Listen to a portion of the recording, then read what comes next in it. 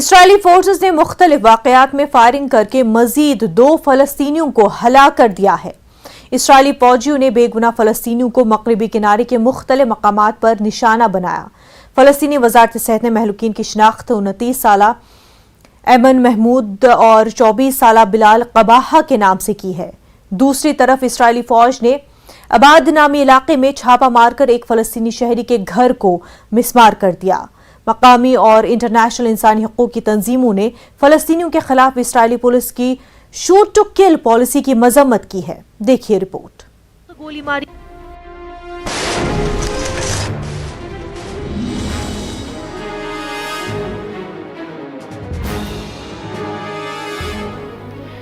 مقبوضہ مغربی کنارے میں اسرائیلی فوج نے بدھ کو فائرنگ کر کے ایک فلسطینی خاتون کو گولی مار کر ہلاک کر دیا، جبکہ ایک اور فلسطینی شہری کو اس وقت ہلاک کر دیا گیا جب اسرائیلی فوج ایک مبینہ حملہ ور کا مکان مسمار کرنے جا رہی تھی۔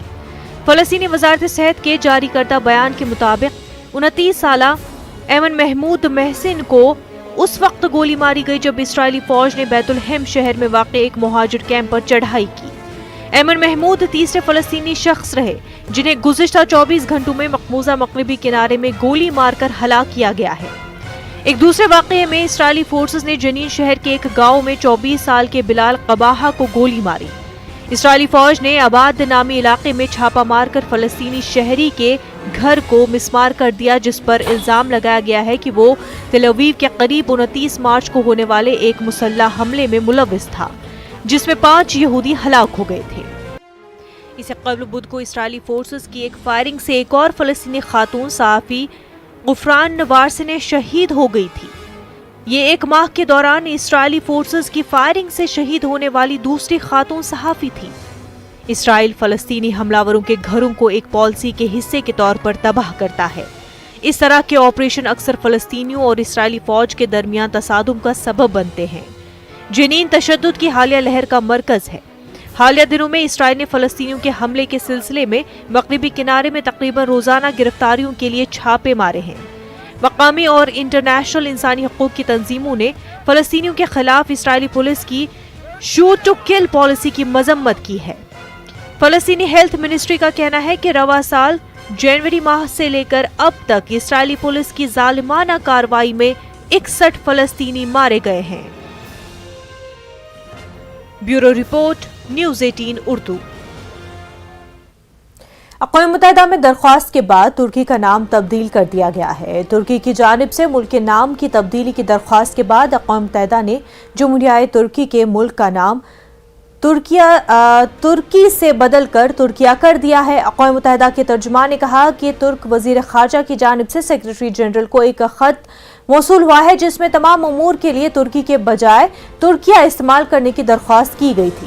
یاد رہے کہ ترکی نے دسمبر میں ترکی کے صدر رجب طیب ایردوان کی جانب سے ایک میمورنڈم جاری کرنے کے بعد اپنے بین الاقوامی سطح پر تسلیم شدہ سرکاری نام کو انگریزی میں تبدیل کر کے ترکیہ کرنے کا اقدام شروع کیا اور عوام سے کہا کہ وہ ملک کو ہر زبان میں بیان کرنے کے لیے ترکیہ کا استعمال کریں۔ نام تبدیل کرنے کا یہ فیصلہ ترکی کے صدر رجب طیب ایردوان کی طرف سے ملک کو نئی پہچان دینے کی مہم کا حصہ ہے۔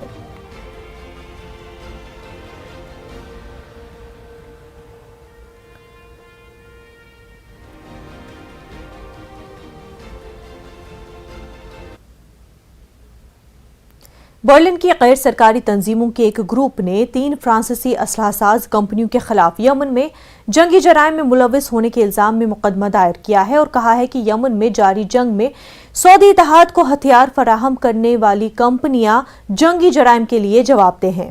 وہیں ایک مقامی یمنی این جی او نے یورپ اور نیٹو کا دوہرا معیار اجاگر کرتے ہوئے کہا کہ یوکرین میں جنگ کے خلاف یورپ اور نیٹو مسلسل آواز اٹھا رہا ہے مگر یمن کی جنگ پہ مجرمانہ خاموشی اختیار کیے ہوئے ہے۔ دیکھیے رپورٹ۔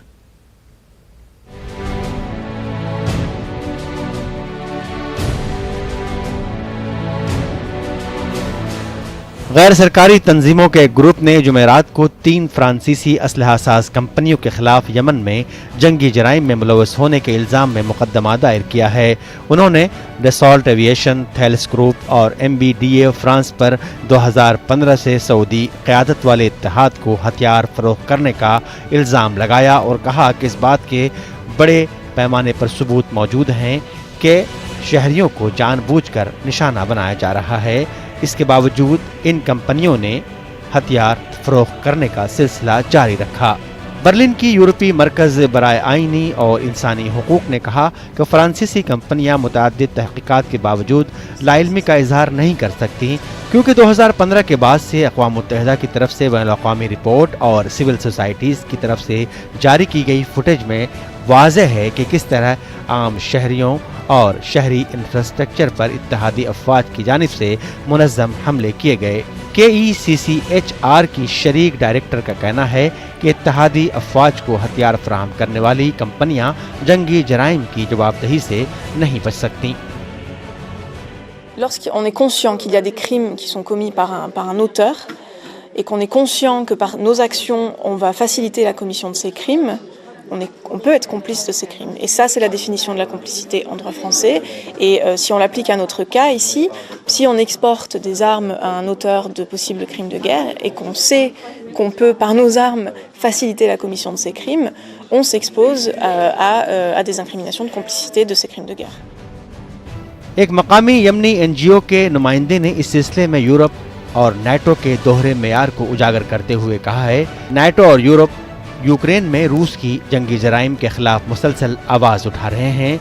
यूरोप, नाटो और उसके इत्तेहादी रूसी हथियारों के इस्तेमाल की मजम्मत करते हैं, लेकिन वो यमन में इस्तेमाल होने वाले हथियारों की मजम्मत नहीं करते। यूक्रेन में भी इंसान मारे जा रहे हैं और यमन में भी इंसानों को ही हलाक किया जा रहा है, मगर यूरोप और नाटो का ये दोहरा मेयार क्यों है? وسؤالي هل يختلف القتل لما يكون بأسلحة أوروبية أو أمريكية أو بريطانية عن لما يكون القتل بأسلحة روسية؟ هل القتل وجرائم الحرب مشروعة لأنها بأسلحة أوروبية ولأنها من أصدقاء وحلفاء أوروبا وأمريكا وبريطانيا؟ فقط يختلف أين ينتج السلاح، ولا هو المحظور هو قتل المدنيين وجرائم الحرب؟ شعرت بالفرح لأن الضحايا في أوكرانيا يستحقون للغاية، يستحقون هذه الخطوة، ونتمنى أن يكون هناك خطوة مساءلة أكبر في أوكرانيا على جرائم الحرب. وشعرت بالحزن لأنه في تمييز ضد الضحايا اليمنيين، في تدليل لمجرمي الحرب في اليمن. यमन में लड़ाई 2014 में उस वक्त शुरू हुई जब हौथी बागियों ने अपने शुमाली इलाकों को छोड़कर दारुल हुकूमत सना पर कब्जा कर लिया, जिससे बैनुल-अक़वामी तौर पर तस्लीम शुदा हुकूमत को सऊदी अरब में जलावतनी इख्तियार करने पर मजबूर होना पड़ा। सऊदी क़यादत में इत्तेहाद ने 2015 के शुरू में हुकूमत को दोबारा इक़्तिदार में लाने की कोशिश की और नतीजतन ये इत्तेहाद जंग में शामिल हो गया। ये तनाज़ा बिलाखिर सऊदी अरब और ईरान के दरमियान प्रॉक्सी जंग में तब्दील हो गया। जुमेरात को अक़वाम मुत्तहिदा ने कहा कि यमन के मुतहारिफ फरीक़ों ने मज़ीद 2 माह के लिए मुल्कगीर जंगबंदी की तजदीद पर इत्तेफाक कर लिया है। यह ऐलान 8 साल की खाना जंगी से 2-4 मुल्क के लिए उम्मीद की किरण है। हालांकि देरपा अमन की राह में अहम रुकावटें अभी बाकी हैं। Bureau report, news 18 Urdu. मलकाए बरतानिया एलिजाबेथ दोम की प्लैटिनम जुबली की 4 रोज़ा सरकारी तक़रीबात का आगाज़ हो गया है। तक़रीबात का आगाज़ ट्रूपिंग द कलर्स से हुआ। मलकाए बरतानिया को घुड़सवारी दस्ते ने सलामी पेश की, जिसके बाद मलकाए बरतानिया, शहजादा चार्ल्स और शहजादा विलियम समेत शाही खानदान के दीगर अफराद बकिंघम पैलेस की बालकनी में आए और फ्लाई पास्ट का नज़ारा किया। मलकाए बरतानिया की एक झलक देखने के लिए लाखों अफराद सेंट्रल लंदन पहुंचे। मलकाए बरतानिया ने 70 बरस कबल सन 1953 में तख्त संभाला था। 96 साला एलिजाबेथ तवील अरसे तक इक़्तिदार में रहने वाली बरतानवी शाही हुक्मरान हैं। इन तक़रीबात का अहम मरहला क्वीन एलिजाबेथ का बकिंघम पैलेस की बालकनी पर जलवा अफरोज होना है, जहां शाही खानदान के 17 अरकान नमूदार हुए। 4 रोज़ा तक़रीबात के दौरान सरकारी सतह पर मुख्तलिफ सरगर्मियों का इनेकाद किया जाएगा, जिनमें शानदार रिवायती फौजी परेड भी शामिल होगी।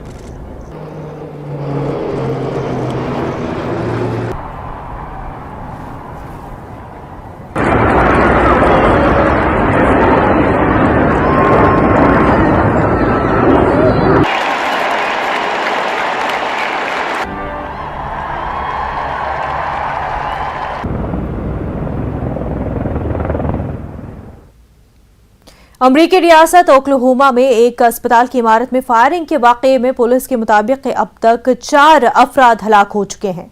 पुलिस के मुताबिक फायरिंग करने वाला मुसल्लह शख्स भी खुद को गोली मारने के बाद हलाक हो चुका है। अभी तक वाज़ेह नहीं है कि इस फायरिंग के वाकये की क्या वजूहात हैं, लेकिन पुलिस के मुताबिक मुसल्लह शख्स के पास एक हैंडगन और एक राइफल थी। अमेरिका में फायरिंग के वाकये में मासूम इंसानी जानों के ज़िया के पै दर पै वाकयात रिपोर्ट हो रहे हैं। हाल ही में रियासत टेक्सास के शहर यूवाल्डी में एक शख्स ने प्राइमरी स्कूल में फायरिंग करके 19 बच्चों और 2 असातिज़ा को हलाक कर दिया था। ओक्लाहोमा में पेश आए वाकये से मुतल्लिक़ पुलिस ने अपने ऑफिशियल फेसबुक अकाउंट पर जारी बयान में कहा है कि वाकये में हलाकतों के अलावा कई अफराद जख्मी भी हुए हैं। पुलिस के मुताबिक हमलावर की अब तक शिनाख्त नहीं हो सकी है।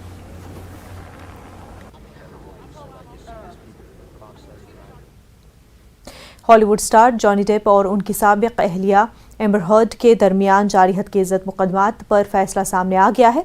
अमरीकी रियासत वर्जीनिया की एक अदालत ने हॉलीवुड स्टार्स जॉनी डेप और एम्बर हर्ड की तरफ से एक दूसरे पर दायर करदा हद की इज्जत के मुकदमात में दोनों को ही कसूरवार करार दिया।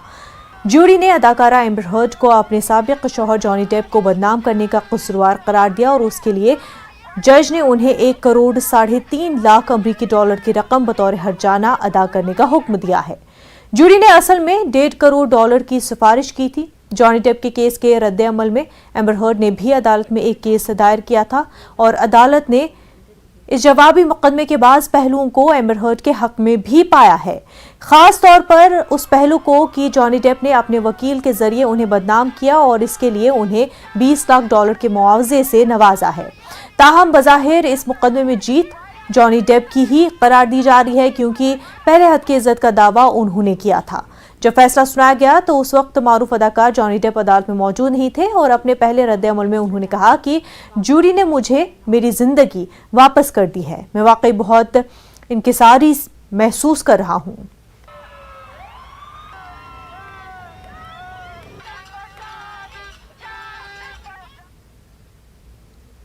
को आज 99 रोज पूरे हो चुके हैं। यूक्रेन के मशरक़ी इलाकों में रूसी अफवाज जारहियत के साथ पेशकदमी कर रही है। स्वेरोडोनेस्क के 70% इलाकों पर रूस का कब्जा हो चुका है। शहरी स्वेरोडोनेस्क में एक केमिकल प्लांट में पनाह ले रहे हैं। यूक्रेनी हुकाम का कहना है कि दोनेस्क में रूसी हमले में 7 अफराद मारे गए हैं। यूक्रेन ने रूस पर खित्ते में तबाही और लूटमार करने का इल्जाम लगाया है। हुकाम ने बताया कि रूसी मिसाइल ने मगरबी लिविव के इलाके में रेल लाइनों को निशाना बनाया, जो मगरबी हथियारों और दीगर सामान की सप्लाई का एक अहम रास्ता है। यूक्रेनी सदर व्लादिमीर ज़ेलेंस्की ने इल्जाम आयद किया है कि मॉस्को 2 लाख से ज्यादा बच्चों को जबरदस्ती उठाकर रूस ले गया है। ज़ेलेंस्की ने कहा कि जो लोग भी इसके लिए जिम्मेदार हैं, यूक्रेन उन्हें सजा देगा। Institute for the study of war ने कहा है कि रूसी अफवाज अब मकबूजा खारसून के इलाके में यूक्रेनी अफवाज की तरफ से खतरे की जद में आने वाली मवासलात की अहम जमीनी लाइन को महफूज बनाने की कोशिश कर रही हैं।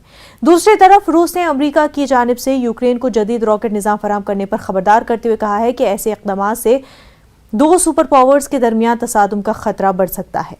रूसी नायब वज़ीर ख़ारजा ने कहा है कि इस अमरीकी फैसले को शदीद तनकीद का उन्होंने निशाना बनाते हुए मुतनब्बे किया है कि इस तरह 2 सुपर पावर्स के माबैन बराह रास्त तसादुम के खतरात पैदा हो सकते हैं। Потрібно більше зброї для України, сучасної, яка забезпечить перевагу. हमें मजीद जदीद हथियारों की जरूरत है जो इस जंग में हिम्मत और जहानत के साथ साथ टेक्नोलॉजी में भी रूस पर हमारे मुल्क की बढ़तरी को यकीनी बना सके। захищати цю потребу перед іншими європейськими державами. मैं आपसे गुजारिश करता हूँ कि दूसरे यूरोपीय ममालिक से पहले इस जरूरत का दिफा करें। हमें इस जंग के लिए रूस के खिलाफ मजीद पाबंदियों की जरूरत है। Станом на сьогодні під контролем окупантів перебуває близько 20% нашої території. जैसे ही पाबंदियों का छठा पैकेज काम करना शुरू करेगा, हम सबको 7वें पैकेज को तैयार करना होगा। काबिज़ीन मुसलसल हमारी जमीन पर कब्जा कर रहे हैं। यूक्रेन को हर रोज रूसी मिसाइल हमलों का सामना है। Забруднені мінами, снарядами, які не розірвалися. І ми ще навіть не знаємо. गुज़िश्ता रोज ही रूस ने 15 मुख्तलिफ क्रूज मिसाइलों का इस्तेमाल किया। اور 24 فروری سے اب تک وہ 2478 میزائل استعمال کر چکے ہیں. ان میں سے زیادہ تر نے سول انفراسٹرکچر کو نشانہ بنایا. І ось чому ми так голосно звертаємось до світу за підтримкою, передусім за оборонною підтримкою. روس نے خبردار کیا ہے کہ یورپی یونین کی طرف سے روسی تیل خریدنے کے عمل کو جزوی طور پر مرحلہ وار ختم کرنے کے نتیجے میں توانائی کی عالمی منڈی عدم استحکام کا شکار ہو سکتی ہے. یوکرین جنگ کے تناظر میں یورپی یونین نے اتفاق کیا ہے کہ رواں سال کے اختتام تک روس سے خریدی جانے والی آئل مصنوعات میں 90% تک کٹوتی کر دی جائے گی. تاہم ماسکو حکومت کے مطابق یہ صورتحال یورپی بلاک کے لیے نئے مسائل پیدا کر دے گی. ان پابندیوں سے یورپ روس پر دباؤ بڑھانا چاہتا ہے. روس نے پہلے ہی اپنے نقصانات کو کم کرنے کے لیے برآمدات کو ری روٹ کرنا شروع کر دیا ہے.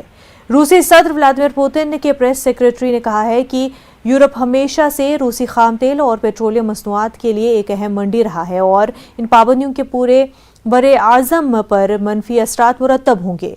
روس اب پابندیوں کے منفی اثرات کو کم کرنے کے لیے باقی دنیا کو اپنی توانائی فروخت کرنے کی تیاری کر رہا ہے.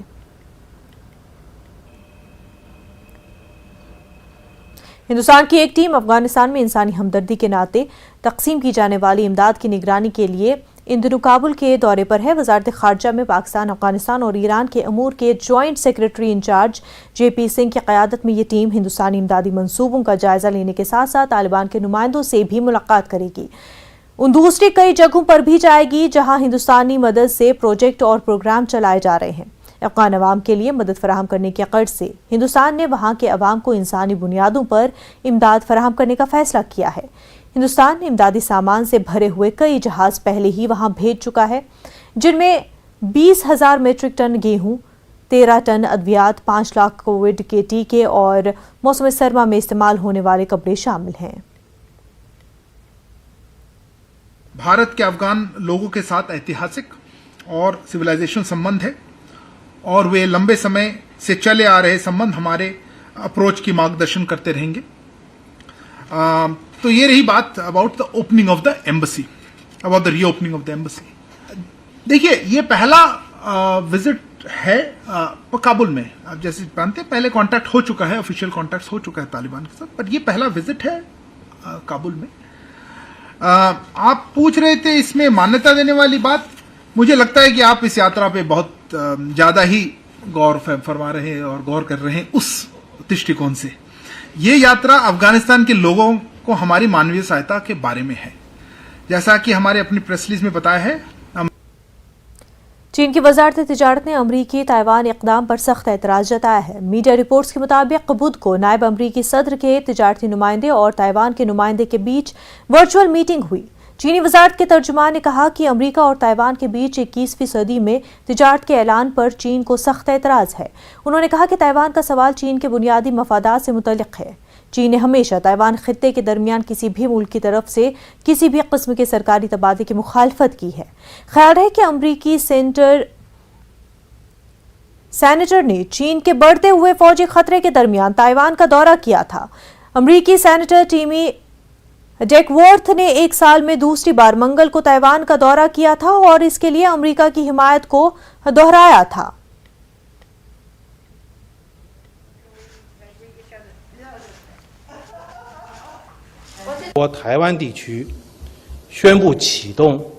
ہم نے امریکہ اور تائیوان خطے کی طرف سے یو ایس تائیوان انیشیٹو شروع کرنے کے اعلان کو نوٹ کیا ہے. چین اس اقدام کی سختی سے مخالفت کرتا ہے. تائیوان کا سوال چین کی بنیادی مفادات سے متعلق ہے. ون چائنا اصول کی پاسداری چین کے تائیوان خطے کے لیے عالمی اقتصادی تعاون میں شرکت کی پیش کی شرط ہے. چین نے ہمیشہ کسی بھی ملک کی جانب سے تائیوان خطے کے درمیان کسی بھی قسم کے سرکاری تبادلے کی مخالفت کی ہے. 一贯反对任何国家与中国台湾地区发生任何形式。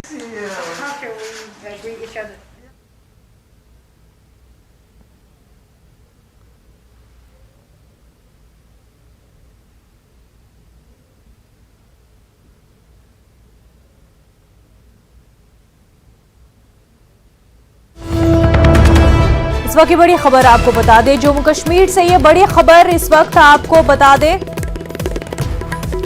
بڑگام کے چاڈورہ میں ملیٹنٹوں نے حملہ کیا ہے، ملیٹنٹوں کی فائرنگ ہوئی ہے۔ بڑگام کے چاڈورہ میں غیر مقامی مزدوروں کو نشانہ بنایا گیا ہے۔ فائرنگ میں ایک کی موت ہوئی ہے، دوسرا زخمی بتایا جا رہا ہے۔ غیر مقامی مزدوروں کو نشانہ بنایا گیا ہے، جس میں ایک کی موت ہوئی ہے اور دوسرا زخمی ہوا ہے۔ مزید تفصیلات کا بھی انتظار ہے۔ جموں کشمیر سے آپ کو یہ بڑی خبر بتا رہے ہیں، بڑگام کے چاڈورہ میں ملیٹنٹوں کی فائرنگ ہوئی ہے، غیر مقامی مزدوروں کو نشانہ بنایا گیا ہے اور اس فائرنگ میں ایک کی موت اور ایک مزدور زخمی بتایا جا رہا ہے۔ لگاتار ٹارگٹ کلنگز کی وجہ سے جموں کشمیر میں پہلے ہی ڈر و خوف کا ماحول بنا ہوا ہے، جس وجہ سے مائنورٹی ملازمین مائیگریشن کرنے کا بھی فیصلہ لے چکے ہیں، وہیں ان کی مانگ ری لوکیشن ہے۔ اس بیچ آپ کو بڑگام کے چاڈورہ سے یہ بڑی خبر بتا رہے ہیں، جہاں پر ملیٹنٹوں نے فائرنگ کی ہے، غیر مقامی مزدوروں کو نشانہ بنایا گیا ہے، جس میں ایک کی موت اور دوسرا زخمی بتایا جا رہا ہے۔